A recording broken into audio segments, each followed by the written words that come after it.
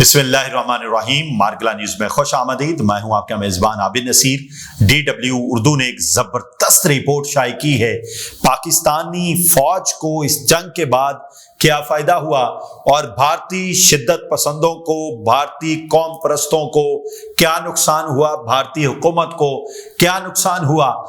اور اس رپورٹ میں بڑا سافٹلی یہ کہا گیا ہے کہ پاک فوج کے وہ تمام دکھ دلدر جو انہیں فیس کرنے پڑ رہے تھے وہ دھل کے رہ گئے ہیں۔ پاک فوج سے بہت سارے گلے تھے عوام کو، عمران خان کو قید میں رکھنے کا الزام لگایا جا رہا تھا، لیکن اب عوام کہہ رہی ہے کہ پاک فوج نے جو کردار ادا کر دیا ہے وہ واقعی پاکستان کا جزو لا ینفک ہے، اور انہوں نے بتا دیا ہے کہ ہم پاکستان کے ساتھ مخلص ہیں اور پاکستان کو کسی بھی صورت میں ہم کسی کی نظر میں گرنے نہیں دیں گے، پاکستان کو کسی کو نیچا نہیں دکھانے دیں گے۔ اس رپورٹ میں کیا کہا گیا وہ آپ کے سامنے رکھتے ہیں۔ پاکستانی فوج کو فائدہ کیا ہوا؟ اسلام آباد میں یہ DW اردو کی رپورٹ ہے، ایگزیکٹ آپ کے سامنے رکھ رہا ہوں۔ اسلام آباد میں مقیم ایک سیاسی تجزیہ کار ناصر محمود نے DWD کو بتایا، غیر مقبول حکومتوں کو اس قسم کے فوجی تنازعات سے تقویت ملتی ہے۔ بھارت کے حملے کے بعد پاکستانی فوج کے ناقدین بھی، جو عام طور پر لبرل اور سیکولر ہوتے ہیں، اسلام آباد سے نئی دہلی کو سبق سکھانے کا مطالبہ کر رہے تھے۔ اسلام آباد میں بیٹھا ہر شخص کہہ رہا تھا پاک فوج اس وقت چڑھ دوڑے اور حکومت کی جو بھارتی حکومت کی صفوں میں گھس کے مارے اور بھارتی حکومت کو جواب دے۔ اچھا جی، پھر انہوں نے کہا کہ بھارت اور پاکستان دونوں نے حالیہ کشمیر تصادم میں اپنی اپنی فتح کے دعوے کیے۔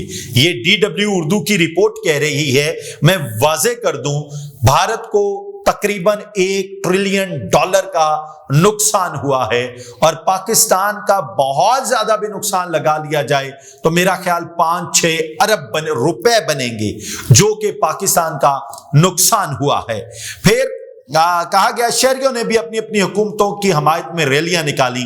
یہاں جس طرح کی آتش بازی ہوئی، جس طرح پاک فوج زندہ باد کے نعرے لگے، وہ بھارت میں نہیں لگے۔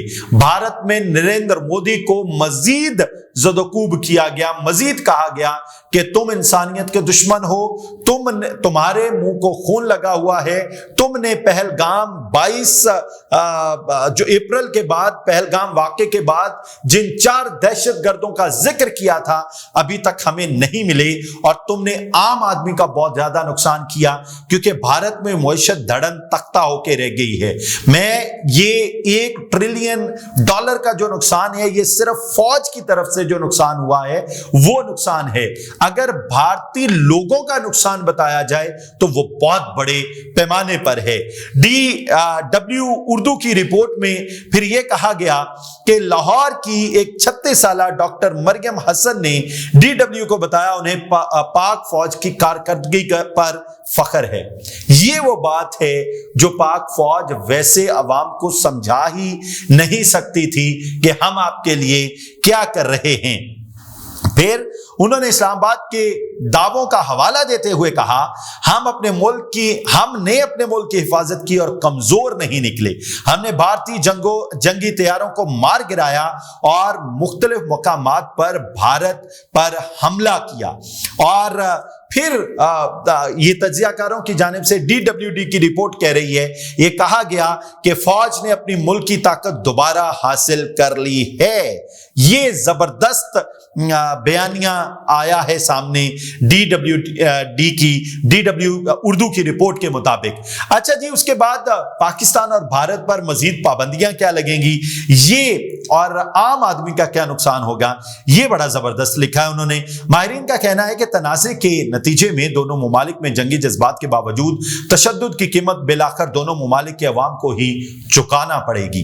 پھر انہوں نے کہا کہ سیاست میں پاکستانی فوج کی جو مداخلت کے لوگوں کے دعوے تھے وہ بہت حد تک کم ہوئے۔